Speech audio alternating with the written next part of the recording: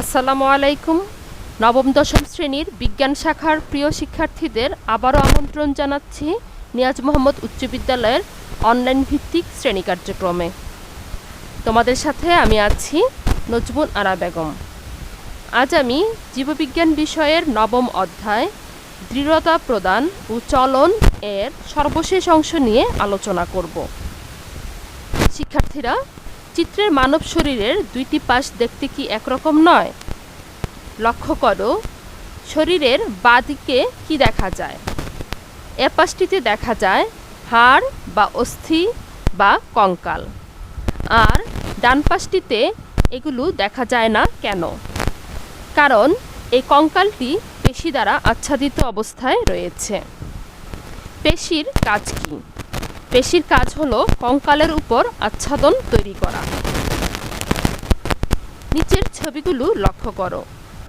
বাঁদিকের চিত্রে সুস্থ হাড়ের সাথে অস্টিওপরোসিস আক্রান্ত একটি হাড়ের ছবি দেখানো হয়েছে, আর ডান দিকের চিত্রে সুস্থ হাড়ের সাথে রিউমাটয়েড আর্থ্রাইটিস আক্রান্ত হাড়ের ছবি দেখানো হয়েছে। শিক্ষার্থীরা, আমাদের আজকের পাঠ পেশির ক্রিয়া, টেন্ডন ও লিগামেন্ট বা অস্থিবন্ধনী এবং অস্টিওপরোসিস ও গেটেবাত। এই পাঠে আজ আমি যে বিষয়গুলো নিয়ে আলোচনা করব সেগুলো হলো পেশিতন্ত্র কি, পেশির ক্রিয়া ব্যাখ্যা করা, চলনে অস্থি ও পেশির ভূমিকা ব্যাখ্যা করা, টেন্ডন কি, টেন্ডনের গঠন বর্ণনা করা, অস্থিবন্ধনীর গঠন ব্যাখ্যা করা, টেন্ডন ও লিগামেন্টের মধ্যে পার্থক্য করা এবং অস্টিওপরোসিস ও আর্থ্রাইটিস রোগের কারণ, লক্ষণ ও প্রতিকার সম্পর্কে ব্যাখ্যা করা। তাহলে আলোচনায় চলে আসি। ছবিগুলো লক্ষ্য করো। এগুলো কিসের ছবি? শিক্ষার্থীরা, এগুলো হচ্ছে বিভিন্ন প্রকার পেশির ছবি। তাহলে পেশি কি? পেশি হলো প্রাণীদেহের বিশেষ এক ধরনের নরম কিন্তু স্থিতিস্থাপক কলা, যার উদ্দেশ্য প্রাণীর নড়ন, চলন ও বল প্রয়োগে সহায়তা করা। আমরা জানি পেশিকলা প্রাণীর ভ্রূণের মেসোডার্ম থেকে তৈরি হয়। প্রাণীদেহের অভ্যন্তরেও পেশিসমূহ অনেক গুরুত্বপূর্ণ কাজ পালন করে। পেশির ক্রিয়া। পেশি বিভিন্ন ধরনের গুরুত্বপূর্ণ কাজ করে থাকে, যেমন অঙ্গপ্রত্যঙ্গ সঞ্চালন করে, চলাফেরায় সহায়তা করে, অঙ্গবিন্যাস এবং দেহের ভারসাম্য বজায় রাখে, কঙ্কালতন্ত্রের সাথে যৌথভাবে দেহের নির্দিষ্ট আকার বজায় রাখে। বিশেষ বৈশিষ্ট্যসম্পন্ন হওয়ায় হৃৎপেশির হৃৎপিণ্ডের স্পন্দন এবং রক্ত সঞ্চালনের দায়িত্ব পালন করে। পেশিতে গ্লাইকোজেন সঞ্চয় করে শক্তি সংরক্ষণ করে। এছাড়া মলমূত্র ত্যাগ, পরিপাকনালীতে খাদ্যবস্তুর চলন এ ধরনের স্বয়ংক্রিয় কাজে গুরুত্বপূর্ণ ভূমিকা পালন করে। পেশিতন্ত্র অভ্যন্তরীণ অঙ্গ এবং রক্তনালীর গায়ের অনৈচ্ছিক পেশি, হৃৎপিণ্ডের হৃৎপেশি এবং অস্থিগাত্রের সাথে লাগানো ঐচ্ছিক কঙ্কাল পেশি নিয়ে পেশিতন্ত্র গঠিত। চলনে অস্থি ও পেশির ভূমিকা। এটি হচ্ছে মানব কঙ্কাল, আর পেশিতন্ত্র এই কঙ্কালের উপর আচ্ছাদন সৃষ্টি করে রাখে। মানুষের চলনে অস্থি ও পেশির ভূমিকা খুব গুরুত্বপূর্ণ। অস্থি দেহের কাঠামো কঙ্কাল গঠন করে, আর পেশিতন্ত্র এই কাঠামোর উপর আচ্ছাদন তৈরি করে। ঐচ্ছিক পেশি টেন্ডন নামক দৃঢ় এবং স্থিতিস্থাপক এক ধরনের পেশি দিয়ে অস্থিকে আটকে রাখে। স্নায়বিক উত্তেজনা পেশির মধ্যে উদ্দীপনা জাগানোর ফলে পেশি সংকুচিত হয়, আবার উদ্দীপনা সরিয়ে দিলে পেশি পুনরায় শিথিল বা প্রসারিত হয়। এই সংকোচন এবং প্রসারণের সাহায্যে সংলগ্ন অস্থির নড়াচড়া সম্ভব হয়। চিত্রে এখন আমরা বাহুর বাইসেপস ও ট্রাইসেপস পেশিগুলো লক্ষ্য করি। চিত্রে উপরে দেখানো হয়েছে টেন্ডন, এরপর হাতের হাড় হিউমেরাস, এরপর হিউমেরাসের বাঁদিকে দেখানো হয়েছে বাইসেপস পেশি, আর এরপর দেখানো হয়েছে হিউমেরাসের ডান দিকে ট্রাইসেপস পেশি, আর নিচে রয়েছে রেডিয়াস ও আলনা নামক দুটি হাড়। বাহু সঞ্চালনে বাইসেপস ও ট্রাইসেপস পেশির ক্রিয়া লক্ষ্য করি। কোনই সংকুচিত হলে বাইসেপস সংকুচিত হয়, তখন ট্রাইসেপস প্রসারিত হয়। আর কোনই প্রসারিত হলে বাইসেপস প্রসারিত হয়, তখন ট্রাইসেপস সংকুচিত হয়। কোনই বাঁকা বা সোজা করতে হলে ঐচ্ছিক পেশি কিভাবে কাজ করে সেটি লক্ষ্য করো। কোনই বাঁকা করতে হলে বাইসেপস পেশি সংকুচিত হয় আর তখন ট্রাইসেপস পেশি প্রসারিত হয়। কোনই বাঁকা করতে হলে ইচ্ছাধীন স্নায়ুর তাড়নায় বাইসেপস পেশি সংকুচিত হয় এবং ট্রাইসেপস পেশি শিথিল হয়ে প্রসারিত হয়, ফলে রেডিয়াস ও আলনাকে হিউমেরাসের কাছে নিয়ে আসে। আর কোনই সোজা করতে হলে বাইসেপস পেশি প্রসারিত হয়, তখন ট্রাইসেপস পেশি সংকুচিত হয়। কোনই বাঁকা করতে হলে যে কার্যক্রমটি ঘটেছে কোনই সোজা করতে হলে ঠিক তার বিপরীত কার্যক্রমটি ঘটে, অর্থাৎ ইচ্ছাধীন স্নায়ুর তাড়নায় ট্রাইসেপস পেশি সংকুচিত হয় এবং রেডিয়াস এবং আলনাকে টেনে সোজা করে হিউমেরাসের সাথে প্রায় এক সরলরেখায় নিয়ে আসে। এই সময় বাইসেপস পেশি শিথিল হয়ে প্রসারিত হয়। এভাবে বাইসেপস এবং ট্রাইসেপস পেশির সংকোচন এবং স্লথ হওয়ার মাধ্যমে আমরা কোনই ভাঁজ করতে আর খুলতে পারি। এভাবে দেহের বিভিন্ন পেশি কার্যক্রমের মাধ্যমে বিভিন্ন অঙ্গের সঞ্চালন ঘটে থাকে। টেন্ডন ও অস্থিবন্ধনী নিয়ে এখন আলোচনায় আসি। এখন আলোচনায় আসি টেন্ডন ও অস্থিবন্ধনী নিয়ে। বাঁদিকের চিত্রে এই গোলাকার যে অংশটুকু দেখানো হয়েছে সেখানে রয়েছে টেন্ডন, আর ডান দিকের চিত্রে দেখানো হয়েছে অস্থিবন্ধনী। এটি হচ্ছে অস্থিবন্ধনী। শিক্ষার্থীরা চিত্রটি লক্ষ্য করো। এই যে লাল অংশটি দেখানো হয়েছে এটি হচ্ছে পেশি, আর এটি হচ্ছে টেন্ডন।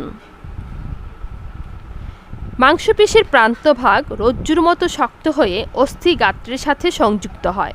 এই শক্ত প্রান্তকে বলা হয় টেন্ডন। ঘন শ্বেততন্তুময় যোজক টিস্যু দ্বারা টেন্ডন গঠিত। এ ধরনের টিস্যুর ম্যাট্রিক্সে শাখা প্রশাখাবিহীন শ্বেততন্তু ছড়ানো থাকে। এরা গুচ্ছাকারে ও পরস্পর সমান্তরালভাবে বিন্যস্ত থাকে। টেন্ডনের গঠন ও কার্যপ্রণালী। অনেকগুলো তন্তু একত্রে আঁটি বা বান্ডেল তৈরি করে। আঁটিগুলো একত্রে দলবদ্ধ হয়ে আঁটিগুচ্ছ তৈরি করে। আঁটিগুলোর মাঝে ফাইব্রোব্লাস্ট নামক কোষ দেখতে পাওয়া যায়। এরিওলার টিস্যুর দৈর্ঘ্য বরাবর টেন্ডনের মধ্যে রক্তনালী, লসিকানালী এবং স্নায়ু প্রবেশ করে। এদের স্থিতিস্থাপকতা নেই। পেশি ও টেন্ডনের সংযোগকে আরও শক্তিশালী করার জন্য টেন্ডনের আঁটিগুচ্ছ বেষ্টনকারী এরিওলার টিস্যু পেশি বান্ডেল বা আঁটির আবরক টিস্যুর সাথে অবিচ্ছিন্ন যোগাযোগ তৈরি করে। টেন্ডন বেশ শক্ত। পেশি বা অস্থির তুলনায় টেন্ডনের ভেঙে বা ছিঁড়ে যাওয়ার সম্ভাবনা অনেক কম। টেন্ডন দেহ কাঠামো গঠন ও দৃঢ়তা দানে সাহায্য এবং চাপটানের বিরুদ্ধে যান্ত্রিক প্রতিরোধ গড়ে তোলে। শিক্ষার্থীরা অস্থিবন্ধনী বা লিগামেন্টের গঠনের চিত্র লক্ষ্য করি। এখানে লক্ষ্য করো গোলাকার যে বৃত্তাকার অংশগুলো দেখানো হয়েছে সেগুলো হচ্ছে ফাইব্রোব্লাস্ট, আর এগুলো হচ্ছে পিত্ততন্তু। লিগামেন্ট বা অস্থিবন্ধনী পাতলা কাপড়ের মতো কোমল অথচ দৃঢ় স্থিতিস্থাপক যে বন্ধন দিয়ে অস্থিগুলো পরস্পরের সাথে সংযুক্ত থাকে তাকে অস্থিবন্ধনী বা লিগামেন্ট বলে। অস্থিবন্ধনী বা লিগামেন্টের গঠন। লিগামেন্ট শ্বেততন্তু এবং পিত্ততন্তু এই দুই রকমের ইলাস্টিক তন্তু দ্বারা গঠিত। এতে পিত্তবর্ণের স্থিতিস্থাপক তন্তুর সংখ্যা বেশি থাকে। এই ইলাস্টিক তন্তুগুলো ইলাস্টিন নামক প্রোটিন দ্বারা তৈরি। কবজা যেমন পাল্লাকে দরজার কাঠামোর সাথে আটকে রাখে, অনুরূপভাবে অস্থিবন্ধনী বা লিগামেন্ট হাড়কে আটকে রাখে। এতে অঙ্গটি সব দিকে সোজা বা বাঁকা হয়ে নড়াচড়া করতে পারে এবং হাড়গুলো স্থানচ্যুত ও বিচ্যুত হয় না। শিক্ষার্থীরা, তাহলে আমরা টেন্ডন ও লিগামেন্ট বা অস্থিবন্ধনীর মধ্যে পার্থক্য আলোচনা করতে পারি। এখন মাংসপেশির প্রান্তভাগ রজ্জুর মতো শক্ত হয়ে অস্থি গাত্রের সাথে সংযুক্ত হয়। এই শক্ত প্রান্তই হচ্ছে টেন্ডন। আর পাতলা কাপড়ের মতো কোমল অথচ দৃঢ় স্থিতিস্থাপক যে বন্ধনী দিয়ে অস্থিগুলো পরস্পরের সাথে সংযুক্ত থাকে তাকে বলা হয় লিগামেন্ট বা অস্থিবন্ধনী। টেন্ডন ঘন শ্বেততন্তুময় যোজক টিস্যু দিয়ে গঠিত, আর লিগামেন্ট শ্বেততন্তু এবং পিত্ততন্তুর সমন্বয়ে গঠিত। টেন্ডনের স্থিতিস্থাপকতা কম, লিগামেন্টের স্থিতিস্থাপকতা অনেক বেশি। টেন্ডনে তন্তুগুলো গুচ্ছাকারে থাকে, আর লিগামেন্টে তন্তুগুলো আলাদা আলাদাভাবে থাকে। টেন্ডন পেশিকে অস্থির সাথে আটকে রাখে, আর লিগামেন্ট অস্থির সাথে অস্থিকে আটকে রাখে। শিক্ষার্থীরা, তোমাদের সাথে আগে আলোচনা করেছি অস্থির গঠন এবং দৃঢ়তার জন্য ক্যালসিয়াম একটি গুরুত্বপূর্ণ উপাদান। অস্থির বৃদ্ধির জন্য চাই ভিটামিন এবং ক্যালসিয়াম সমৃদ্ধ খাদ্য। অস্টিওপোরোসিস ক্যালসিয়ামের অভাবজনিত একটি রোগ।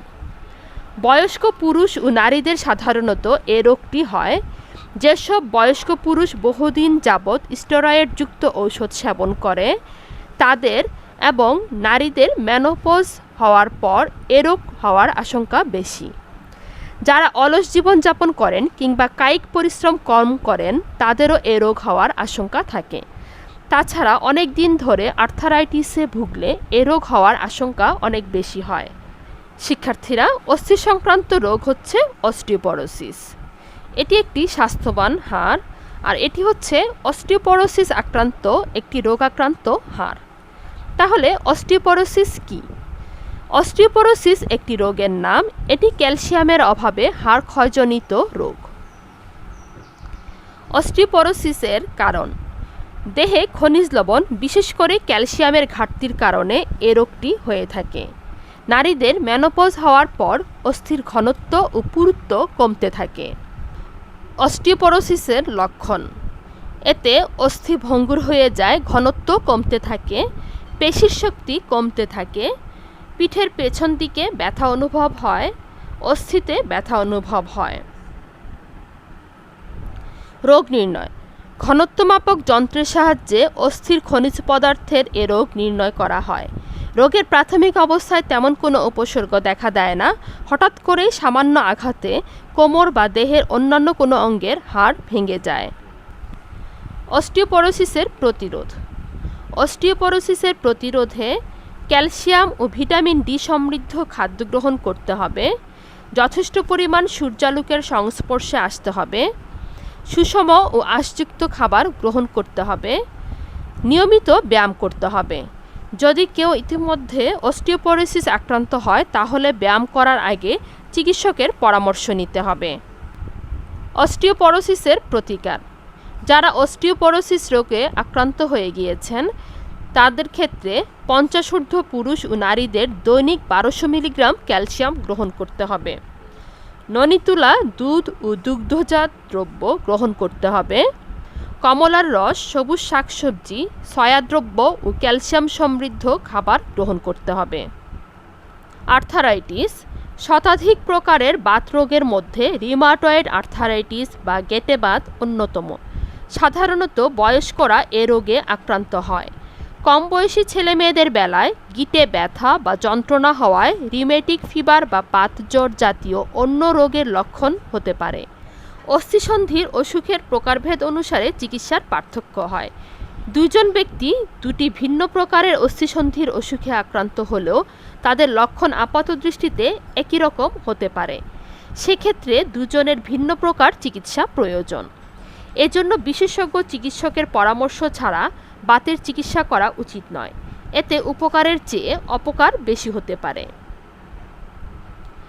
রিউমাটয়েড আর্থারাইটিস বা গেটে বাত এর কারণ: আর্থারাইটিস এক ধরনের বাত রোগ। অনেক দিন যাবৎ জ্বরে ভুগলে এবং এর যথাযথ চিকিৎসা না করা হলে এ রোগটি হওয়ার সম্ভাবনা থাকে। সাধারণত বয়স্করা এ রোগে আক্রান্ত হয়।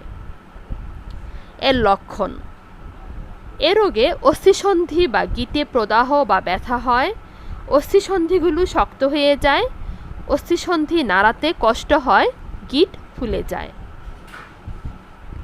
আর্থারাইটিসের প্রতিকার ও প্রতিরোধ: আর্থারাইটিস রোগে আক্রান্ত ব্যক্তির অত্যধিক পরিশ্রম ও ভারী কাজ থেকে বিরত থাকতে হবে। যন্ত্রণাদায়ক গিঁটের উপর গরম সেক নিতে হবে। হালকা ব্যায়াম করতে হবে। ডাল জাতীয় বীজ জাতীয় খাদ্য পরিহার করতে হবে। ওষুধ সেবন ও সঠিক চিকিৎসা দ্বারা এ রোগ থেকে পরিত্রাণ পাওয়া যায়। এ রোগের প্রতিরোধে চিকিৎসক নির্দেশিত পদ্ধতিতে নিয়মিত ব্যায়াম করতে হবে, সুষম ও আঁশযুক্ত খাদ্য গ্রহণ করতে হবে। শিক্ষার্থীরা, আশা করি আমার পেশি, টেন্ডন ও লিগামেন্ট, অস্থি সংক্রান্ত রোগ সম্পর্কিত এই আলোচনাটি তোমরা খুব ভালোভাবে বুঝতে পেরেছ। কতটুকু বুঝতে পেরেছ তা জানার জন্য কিছু প্রশ্নের মাধ্যমে এখন মূল্যায়ন করছি। উত্তরগুলো মনে করার চেষ্টা করো এবং আমার সাথে মিলিয়ে নাও। প্রথম প্রশ্ন, পেশিতন্ত্র কি? আভ্যন্তরীণ অঙ্গ এবং রক্তনালীর গায়ের অনৈচ্ছিক পেশি, হৃৎপিণ্ডের হৃৎপেশি এবং অস্থিগাত্রের সাথে লাগানো ঐচ্ছিক কঙ্কাল পেশি নিয়ে যে তন্ত্র গঠিত তাই হচ্ছে পেশিতন্ত্র। দ্বিতীয় প্রশ্ন, পেশির ক্রিয়া ব্যাখ্যা করো। পেশি যে ক্রিয়াগুলো সম্পন্ন করে সেগুলো হলো অঙ্গপ্রত্যঙ্গ সঞ্চালন, চলাফেরায় সহায়তা, অঙ্গবিন্যাস এবং ভারসাম্য রক্ষা, কঙ্কালতন্ত্রের সাথে যৌথভাবে দেহের নির্দিষ্ট আকার গঠন করা, পেশিতে গ্লাইকোজেন সঞ্চয় করে ভবিষ্যৎ জরুরি প্রয়োজনে শক্তির উৎস হিসাবে ব্যবহার করা, বিশেষ বৈশিষ্ট্য সম্পন্ন হওয়ায় হৃৎপেশির হৃৎপিণ্ডের স্পন্দন এবং রক্ত সঞ্চালনের দায়িত্ব পালন করা, এবং মলমূত্র ত্যাগ, পরিপাকনালীর মধ্য দিয়ে খাদ্যবস্তুর চলন প্রভৃতি স্বয়ংক্রিয় কাজে ভূমিকা পালন করা। এখন তৃতীয় প্রশ্ন, টেন্ডন ও লিগামেন্টের পার্থক্য করো, যে কোনো দুইটি। টেন্ডন ঘন শ্বেততন্তুময় যোজক টিস্যু দিয়ে গঠিত, আর লিগামেন্ট শ্বেততন্তু পিত্তন্তুর সমন্বয়ে গঠিত। টেন্ডন পেশিকে অস্থির সাথে আটকে রাখে, আর লিগামেন্ট অস্থির সাথে অস্থিকে আটকে রাখে। চতুর্থ প্রশ্ন, অস্টিওপোরোসিস কি? অস্টিওপোরোসিস হচ্ছে ক্যালসিয়ামের অভাবজনিত একটি হাড় ক্ষয়জনিত রোগ। সর্বশেষ প্রশ্ন, গেটেবাত রোগের প্রতিকার কি? গেটেবাত যাদের হয়ে যায় তাদের এ রোগের প্রতিকারে অত্যধিক পরিশ্রম ও ভারী কাজ থেকে বিরত থাকতে হবে, যন্ত্রণাদায়ক গিটের উপর কুসুম গরম ছেঁক নিতে হবে, অস্থিসন্ধির নড়াচড়া ঠিক রাখতে হালকা ব্যায়াম করতে হবে, ডাক্তারের পরামর্শ অনুযায়ী বেদনা উপশমকারী ঔষধ সেবন ও সঠিক চিকিৎসা দিয়ে এ রোগের কষ্ট থেকে আংশিক পরিত্রাণ পাওয়া যায়।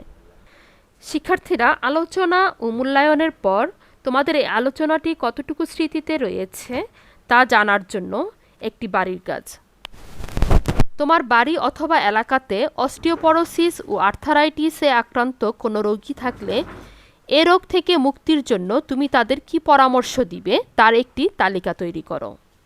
তোমাদের সবাইকে ধন্যবাদ জানাচ্ছি আজকের এই আলোচনায় আমার সাথে অংশ নেওয়ার জন্য। পরবর্তীতে নতুন আরেকটি অধ্যায়ের আলোচনায় তোমাদের আমন্ত্রণ জানিয়ে আজকের মতো এখানেই শেষ করছি। আল্লাহ হাফেজ।